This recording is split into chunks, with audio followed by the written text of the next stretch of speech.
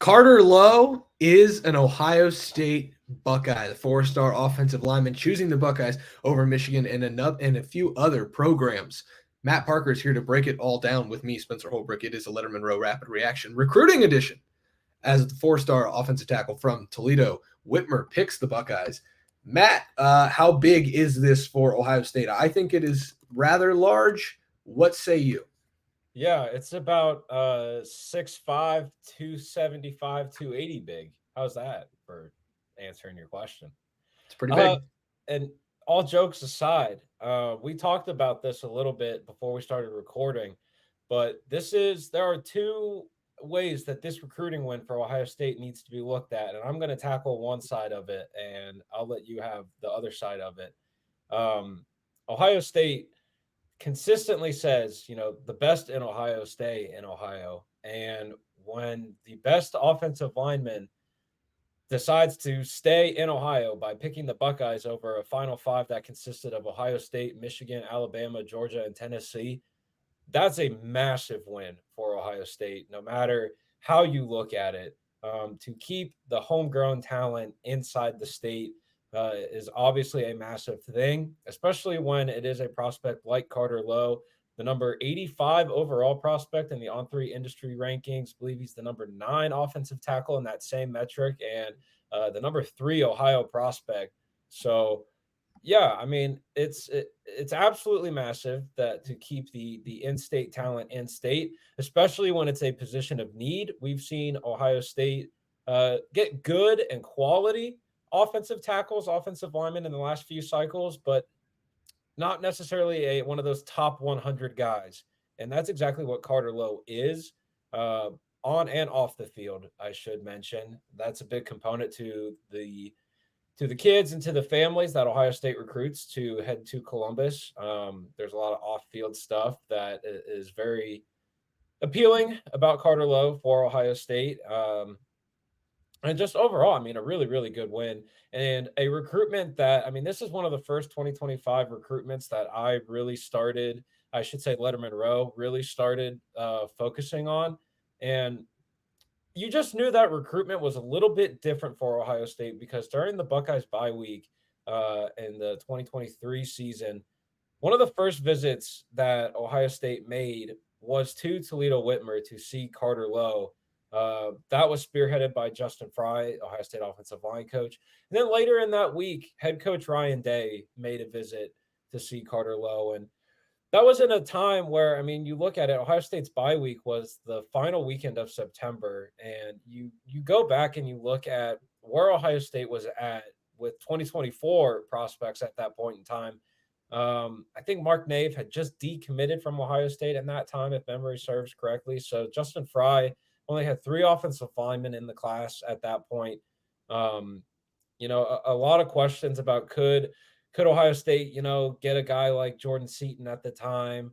And rather than, I mean, obviously Ohio State, recruited where it absolutely needed to recruit at, that point in time, which was 2024.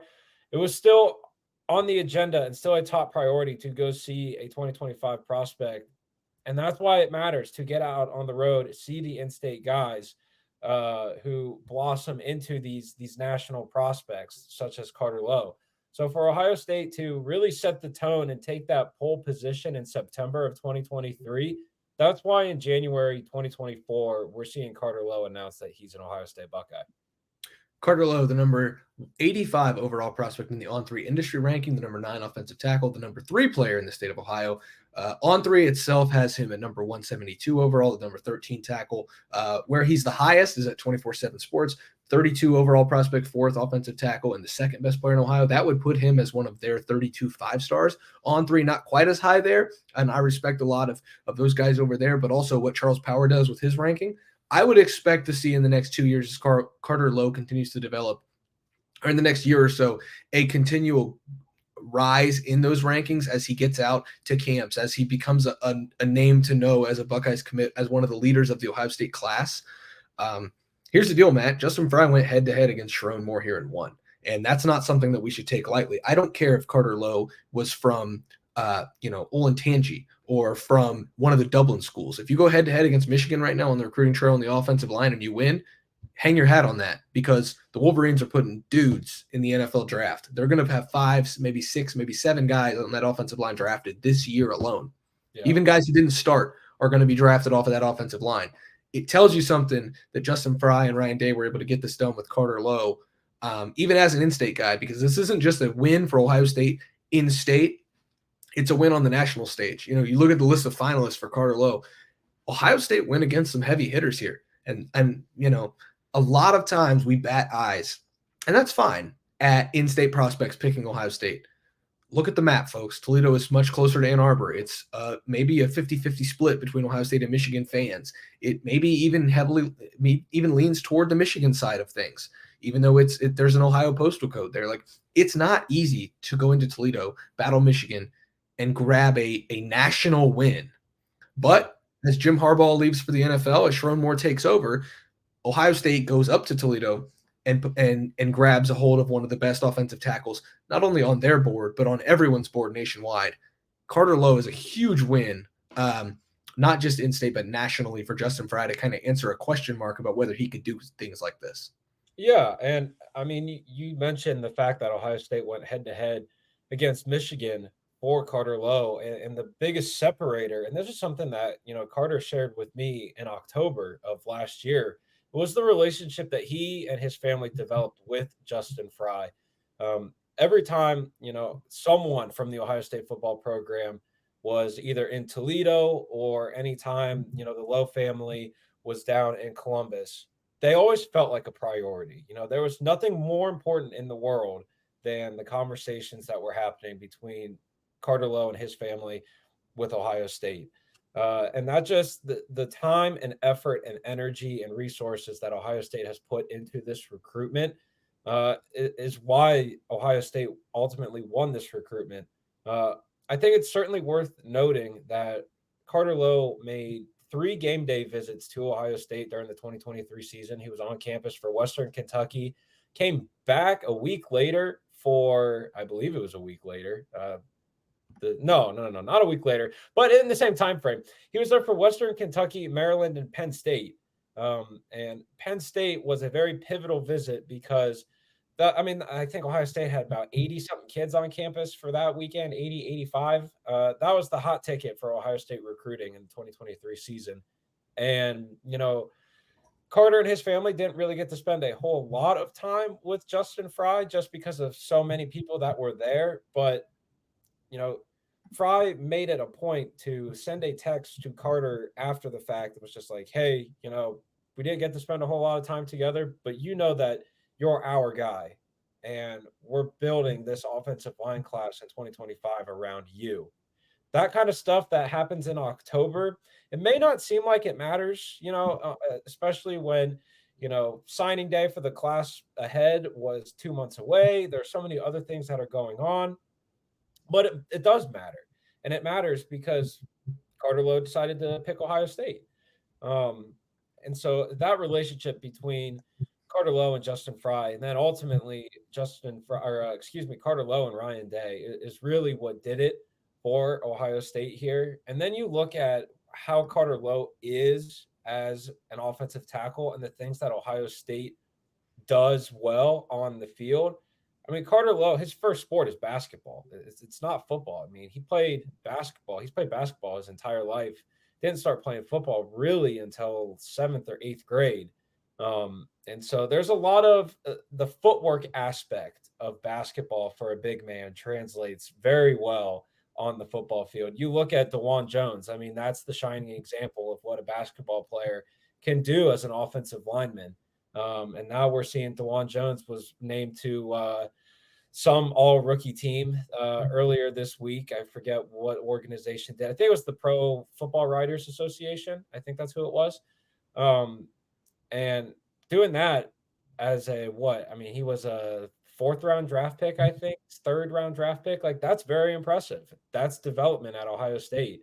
And I'm not saying that DeJuan Jones and Carter Lowe are the same player, because DeJuan Jones is like 6'8". Like, he's a big dude. Like, don't get it wrong, he's a big dude. But the footwork aspect and how athletic Ohio State offensive linemen have to be to successfully run those stretch schemes, those zone schemes, those gap schemes, those are all things that Carter Lowe does very well. He just moves very well for being such a big guy.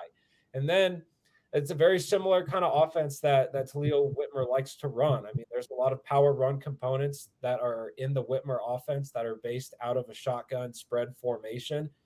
That's what Ohio State likes to do. And we especially saw Ohio State do that in the back half of the 2023 schedule, where they made more of a pivot to those gap schemes and things like that for an offensive line that was maybe not the most physical, but certainly a very athletic offensive line and can move laterally very well.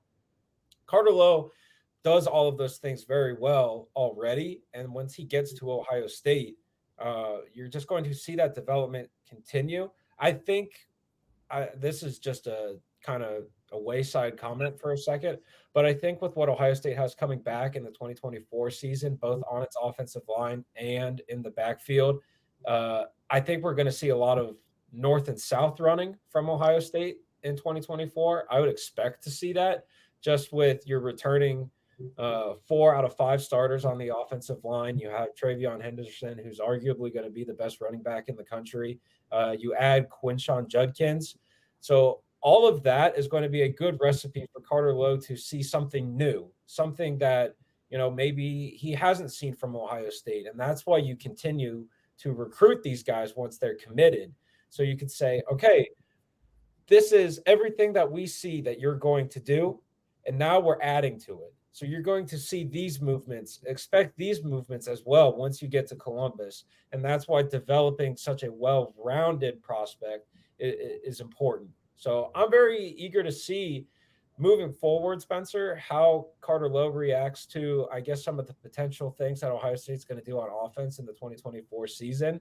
I don't think that's not going to have any impact on his decision to be a Buckeye, mind you. If anything, it'll just enhance it, because if there's one thing the big fellas in the trenches love to do, it's hit people.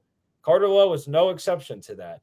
So I'm pretty excited to see how he reacts to maybe some of the potential scheme differences that Ohio State is going to operate in 2024. But ultimately, to get back to my main point here, Ohio State won this because of relationships, because of the relationship that Justin Fry built with Carter Lowe, with Carter Lowe's family, the Whitmer coaching staff. I mean, a big portion of the community within Toledo, Ohio, for Ohio State to go up there. Yes, it's in state, but you make a great point about the geographic, I guess, proximity Toledo is to Ann Arbor, Michigan, and for Ohio State to go up there and keep Carter Lowe in the state is a massive victory. I would completely agree with that. Carter Lowe did visit Ohio State, or did visit Michigan for the Indiana game on October 14th. The Wolverines won that game 52-7. He also visited Michigan for the Ohio State-Michigan game, and he watched the Wolverines go, was that 2 versus 3, 1 versus 2? It doesn't really matter, semantics. Michigan beat Ohio State on the field in that game. And so Carter Lowe has seen Michigan beat Ohio State. He's worked with Sharon Moore before. He knows how good of an offensive line developer he is. He still picked Ohio State. I think there's something to be said there. This isn't Ohio State bought a recruit. This isn't, the narrative that we've been hearing with Ohio State right now, trying to get back at Michigan by spending millions in NIL. This is just a good old fashioned relationship recruitment. And Ohio State just beat Michigan for it. And I think that's important moving forward in this rivalry. Carter Lowe also becoming the first offensive lineman in the boat for the Buckeyes. He's the 7th overall prospect committed to Ohio State. In their national second-ranked class, he joins Tavian St. Clair on the offensive side, along with Javen Boggs on the offensive side. Eli Lee, Blake Woodby, Zahir Mathis, and Devin Sanchez, the 5-star corner, all in the boat on the defensive side. Carter Lowe is just the latest. He is an impressive player. He's going to continue to move up in the rankings. We project that. I'm sure the On3 folks would agree with that. And the Buckeyes got themselves their first piece of this offensive line class in 2025 that could be pretty special. Yeah, for 2 things there. You mentioned Tavian St. Clair and Eli Lee, and now Carter Lowe. That's 3 Ohioans in a class that consists of 7 guys. Ohio State is certainly not done adding Ohioans to the 2025 class. I actually think when it's all said and done, about 50% of the 2025 class is going to be from Ohio, which that's something that has not happened in a long time. I mean, a dead outright 50%. That has not happened in some time, I do believe. So the talent in the state keeps getting better. And then Carter Lowe, if you look at the On3 industry rankings, Carter Lowe is the 5th prospect that is inside the top 100 that's already committed to Ohio State, with Tavian St. Clair, Zahir Mathis, Blake Woodby, Devin Sanchez, and I'm forgetting one more. I believe I'm forgetting one. So, but either way, that's 5 top 100 players as we're sitting here in January recording this that are already committed to Ohio State. And I think you could agree with me here. There's already a different vibe about this 2025 class. No one that's committed really seems interested in playing the game as far as recruiting goes. So at least right now, all of these kids are very locked into Ohio State, are already out there recruiting for the Buckeyes as much as, as much as the guys can peer recruit. And for Carter Lowe to be the 3rd in-state guy is very significant. For him to be, the 5th top 100 prospect is very significant. But most significant of all is he's going to be the cornerstone of this offensive line class for Justin Fry. And for Carter Lowe to be that guy is by far and large, I think, the most important thing. Ohio State adding to its 2025 recruiting class. Matt Parker covering every angle of it at lettermenrow.com, along with Alex Kleitman. The Buckeyes just continue to stockpile talent. That 2025 class looking special. Not ready to talk about, the elephant in the room. We do it every year around this time. Could this class? And we're not going to do that because we do it every year and we fall into the trap and then it doesn't happen. This class is expected to be bigger, though, Matt, and so we'll see where it goes from there. The Buckeyes going to lose a lot of talent after the 2024 class. You stockpile from the high school ranks, not from the transfer portal when you're in Columbus, Ohio with the Ohio State Buckeyes. That's what they're going to do. They're going to stockpile all that 2025 talent. For Matt Parker on the other side of that screen, I'm just Spencer Holbrook. Thanks for watching. Thanks for listening. As Carter Lowe joins the Ohio State recruiting class of 2025, full coverage of that, go to lettermenrow.com.